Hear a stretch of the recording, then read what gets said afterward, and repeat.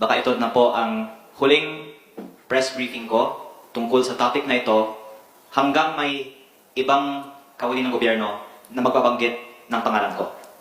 Kaya kung magbabanggit sila ng pangalan ko, pwede akong magsalita muli. At ako naman po ay dinibigyan ng airtime ng media kapag binabanggit ang pangalan ko ng iba.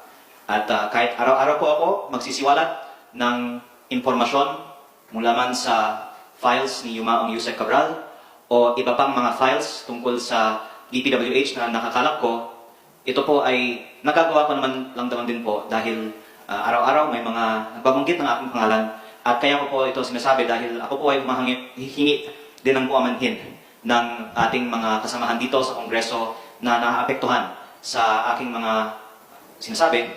Hindi ko naman inaakusahan sino man ng korupsyon.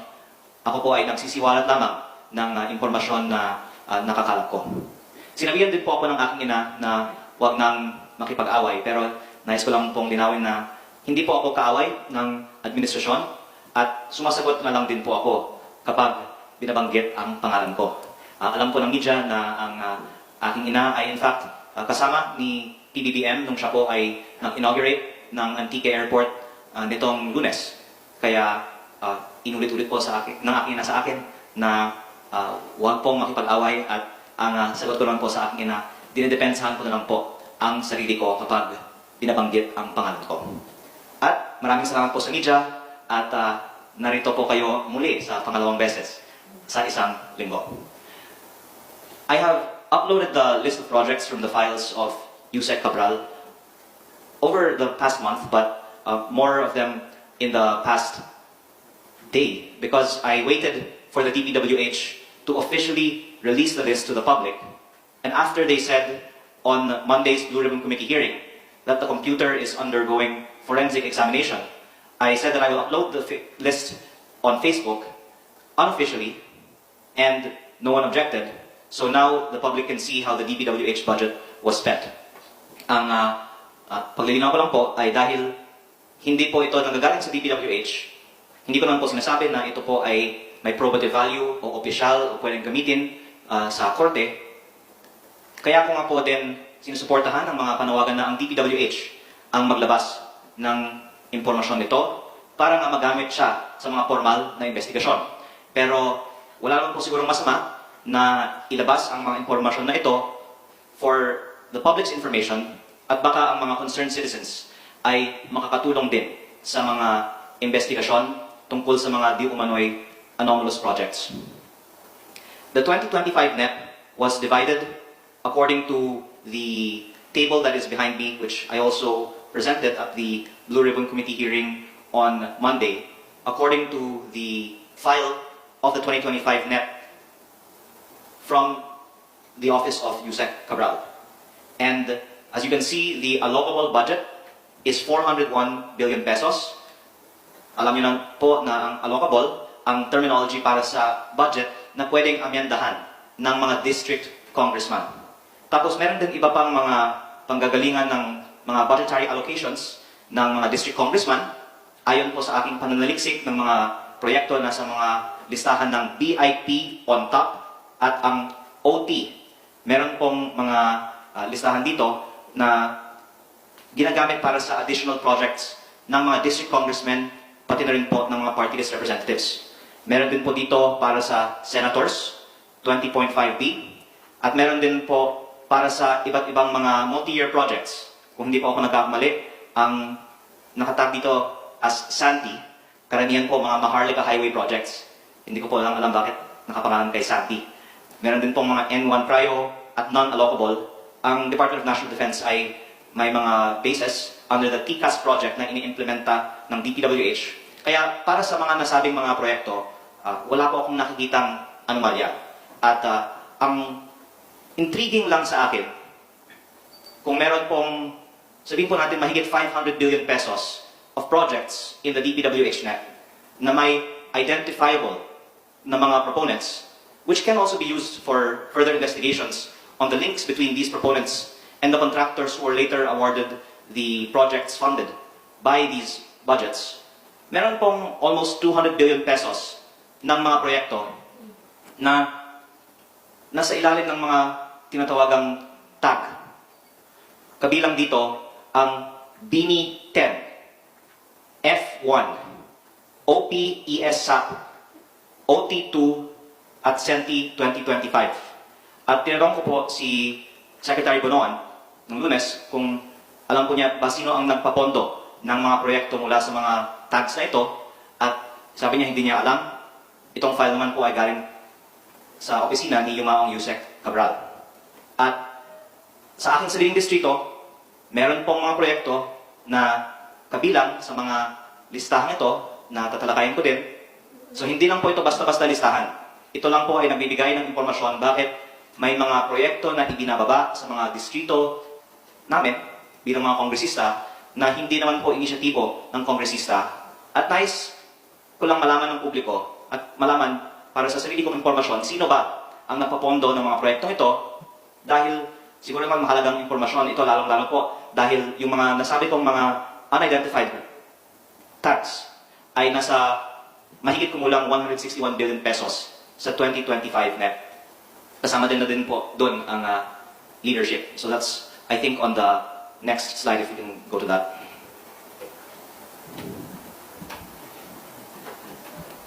Nasa Facebook page ko po ang list ng mga projects na nabubuo ng 161 billion pesos sa 2025 net, ayon sa file ni Yumaong Yusek Cabral. At pagkatapos ng approval ng budget, na-bid out ang mga projects, at nasa DPWH records ang winning contractors, kaya binangga lang po namin ang winning contractors sa mga nasabing mga project tags. At ito po ang mga top contractors.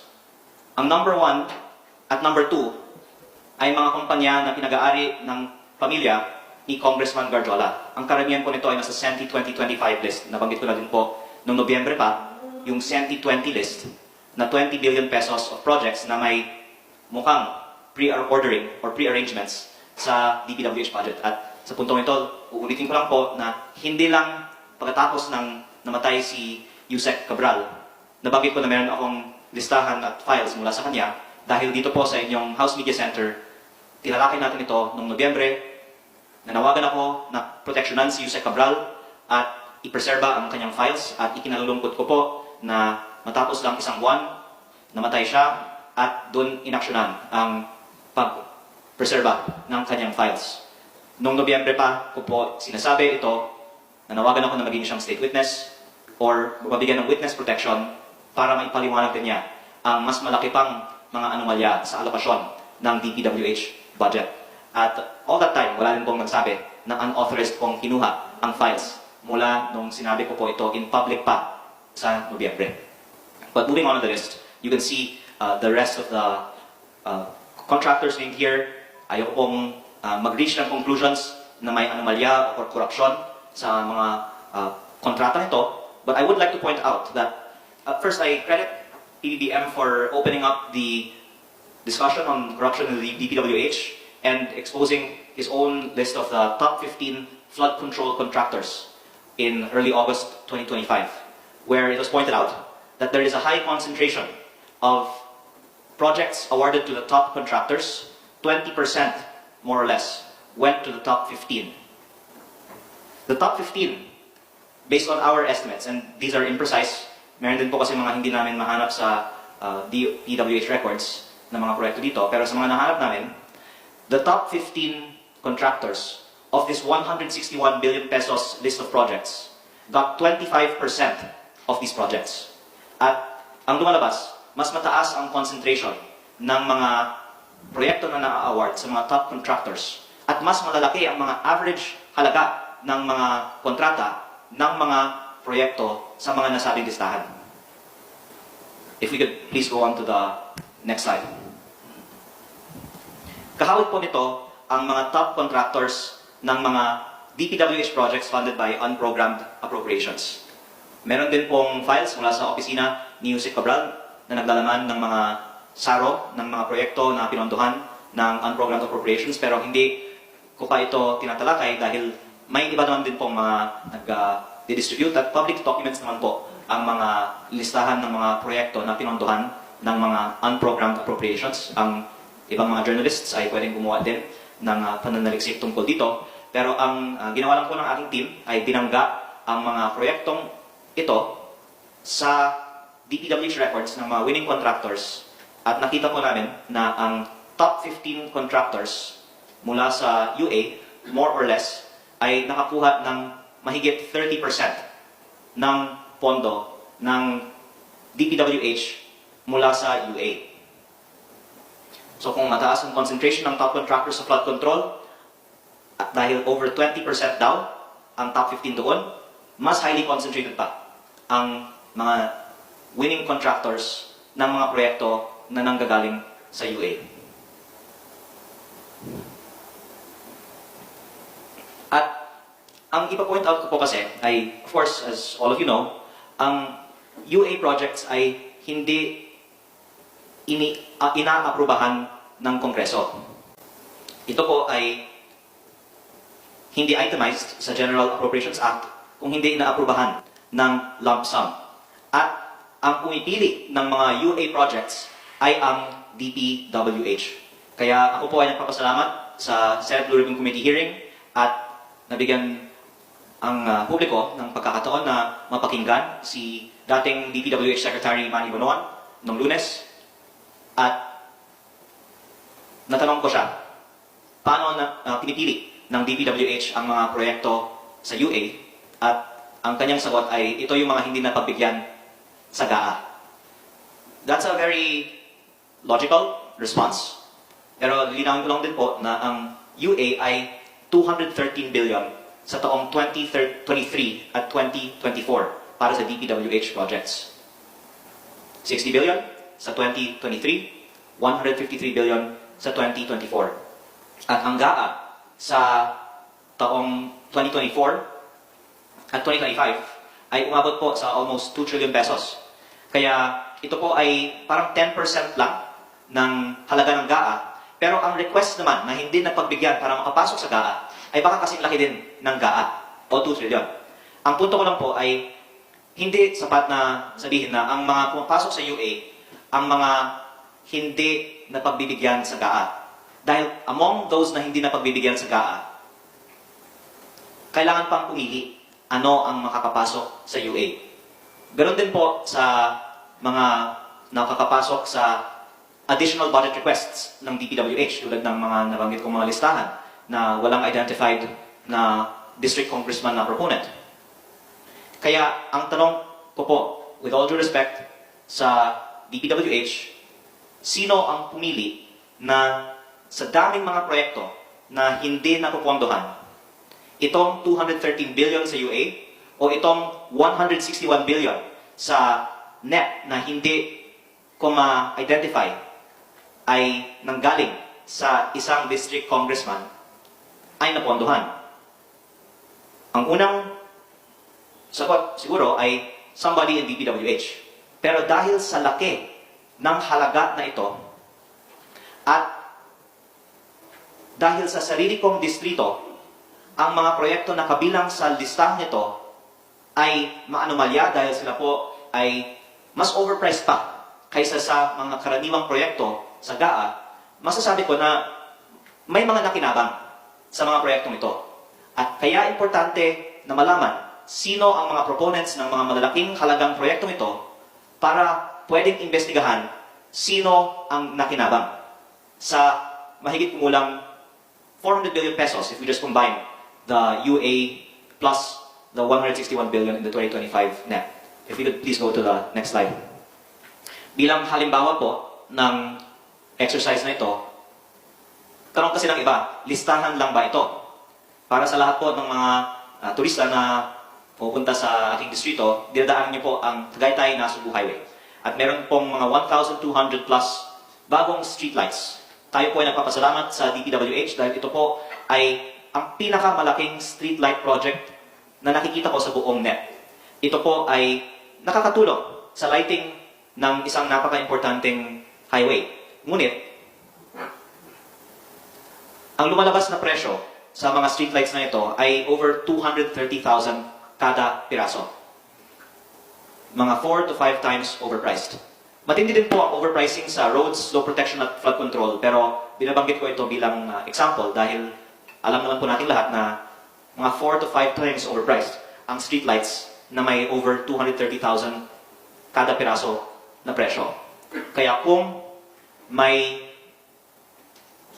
ganitong overpriced na proyekto, mabuting malaman natin sino ang tunay na proponent, paano ito nakapasok sa budget, at kung may nakinabang, maliban sa kontraktor, sino ang nakinabang? Wala po akong inaakusa, ako po ay nagtatanong po lamang, lalong-lalo na po dahil ito po ay tungkol sa aking distrito. At kung mas napababa itong presyo, baka mas marami pang mga streetlights ang nagpailaw sa Tagaytay-Nasugbu Highway. If we can please go to the next slide. Mabuting malaman din ng publiko kung saan napunta ang pondo ng unprogrammed appropriations. Marami na pong mga nag-discuss sa publiko na may inilipat na 167 billion pesos. 60 billion pesos mula sa PhilHealth at 107 billion pesos mula sa PDIC sa unprogrammed appropriations. Tapos ayon kay former Senior Associate Justice Antonio Carpio, ang pera ng PhilHealth at PDIC ang nagpondo sa DPWH unprogrammed appropriations projects na ang karamihan ay flood control.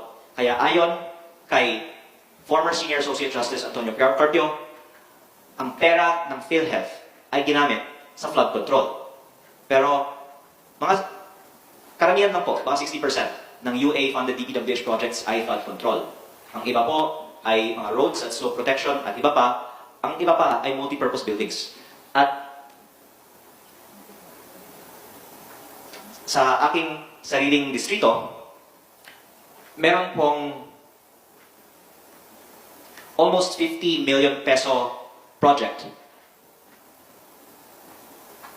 para sa bleacher ng swimming pool na sa aking palagay ay many times overpriced din po. Kung titignan ko lang dito yung billboard, nakalagay dito 47,990,400 pesos na swimming pool na joint venture between Frandel Construction and Development Corporation and VR Patron Builders and Developers Corporation. Ito din po ang mga kontraktor ng mga substandard at nasirang mga flood control projects sa aking distrito. Ako po ay nagkakalap din ng maraming ebidensya tungkol sa mga substandard projects sa aking distrito at itong dalawa po ang may pinakamarami actually. At consistent with that, marami din pong overpriced na mga projects. Pero what makes this project special is according to DPWH records, officially provided for me, not from the former Yusek Cabral. This was told to me by the DPWH to have been funded through unprogrammed appropriations. Kaya ang tanong ko sa ating dating secretary ng Lunes, paano pinipili ang mga proyekto na pinopondohan ng unprogrammed appropriations? Dahil sa palagay ko, kung lilipat tayo ng pondo mula sa PhilHealth at PDIC para sa mga DPWH projects, sana para sa mga magagandang mga proyekto. Maaari kang sabihin na dapat pondohan ang flood control. Sa implementation lang nagkakamali. Pero sa palagay ko, walang makakasabi na dapat ilipat ang pondo ng PhilHealth at PDIC para pondohan ang 47.99 million peso bleacher ng swimming pool. Kaya sa palagay ko, tama lang na tanongin ng DPWH, paano nyo ba inallocate itong 213 billion pesos ng mga UA-funded projects? Paano nyo inallocate ang 721 billion pesos sa net o at least yung mga sa labas ng allocable ng mga district congressman? Dahil pag tinatanong ang DPWH tungkol sa ibang mga proyekto, minsan ang sagot ay, Congress has the power of the purse. Lalong-lalo po pag ito ay bycam insertion. Ang akusasyon nga sa Kongreso ay nakikialam ang Kongreso sa DPWH budget at dapat ipaubayan na lang sa DPWH ang pagpili ng mga proyekto. Pero actually, I am introducing another point, which is, ang mga nakikita kong mga proyektong pinili ng DPWH sa aking distrito ay maaaring sabihin hindi pinili ayon sa pangangailangan, kung hindi para sa kung anong klaseng proyekto ang pwedeng pagkakitaan. I'm not making a definitive allegation. I'm just pointing out that these projects which are funded by budgets that were not allocated per documents by the district congressman, but by DPWH even, that these are not the kinds of projects that should be funded when the purpose of these funds should be the priority projects of the government. Tila may umita sa mga proyektong ito. At ang tanong ko lang po, with all due respect, ay pwede ba nating ilabas lahat ng impormasyon tungkol sa sino ang proponent ng mga proyektong ito at pwede bang investigahan kung may mga hindi magandang nangyari at kung may mga kumita sa mga proyektong ito. At bibigyang emphasis ko lang po. Pag tinatanong kasi ito sa Kongreso, ang sagot ng Committee on Appropriations at Senate Finance Committee at ng BICAM, wala kaming record kung sino ang nagpasok ng mga proyektong ito sa House o sa Senate. Pero ang punto ko po, malaking porsyento ng budget ay ina-allocate sa mga proyekto na pinipili hindi ng congressman o senador, kung hindi ng DPWH. At hindi tulad ng Kongreso at ng Senado, hindi maaaring sabihin ng DPWH na wala silang record ng proponents. Dahil, unang-una po, kaya mahalaga ang mga tinatawagang Cabral files dahil ito po ay nagpapatunayan lang po ng isang simpleng punto. Ang DPWH ay may records ng mga proponents ng mga proyekto. At bukod pa sa Cabral files, marami pang ibang mga records ang DPWH ng mga proponents ng mga proyekto. If you could please go to the last slide. Hindi po galing sa opisina ni Yuse Cabral, may nagpadala lang sa akin ng listahan na ang title po ay List of Edwin Garjola's DPWH Projects as of 28 August 2025, na ang mga proyekto ay in-itemize bilang kung saan sila nakapasok. 2023 UA, 2024 NEP, 2024 BICAM, 2024 MAIP, 2024 UA, 2025 NEP, 2025 BICAM, 2025 Replacement. Hindi ko po maberipika ang authenticity ng file na ito. Ako po ay natutuwa na may mga mabuting tao sa DPWH na hindi ko pa na-meet, nagpapadala lang ng mga files na ito, pero sa tingin ko, mukhang credible ito kasi binangga namin ang listahan ng mga proyekto na ipopost ko rin sa Facebook pagkatapos ito sa mga DPWH records, at ito po yung mga tunay na proyekto. At marami sa mga proyekto dito ay na-award sa mga kumpanya na pinag-aari ng pamilya ni Congressman Garjola. At ang iba naman ay na-award sa mga kumpanyang may kaugnayan kay Congressman Garjola. Wala po akong inaakusa. Ako po ay naglalabas lang ng impormasyon. Pero ang tanong ko lang po ay kung sa 28 August 2025 may ginawang file ang DPWH ng mga projects of Congressman Edwin Garjola, dalawa po ang aking tanong. Unang-una po, ibig sabihin ba may listahan ang DPWH ng mga proponents ng mga proyekto sa lahat ng budget allocations mula UA, NEP, BICAM, MAIP at iba pa? Kung alam ng DPWH ang mga projects ni Cong Garjola, alam pala ng DPWH ang projects ng iba't ibang mga proponents. Kaya sana ibigay ang mga files na ito sa Ombudsman so that the proper process can be undertaken and used as in aid of their investigations. At mas maganda kung isa publiko ang mga ibinigay na mga listahan ng mga politiko kahit sa BICAM. Ang sabi ng DPWH, wala silang alam sa insurgent sa BICAM. Ayon sa listahan ito, may kopya pa pala sila. ng mga projects proposed sa BICAM. Baka naman, mali itong file.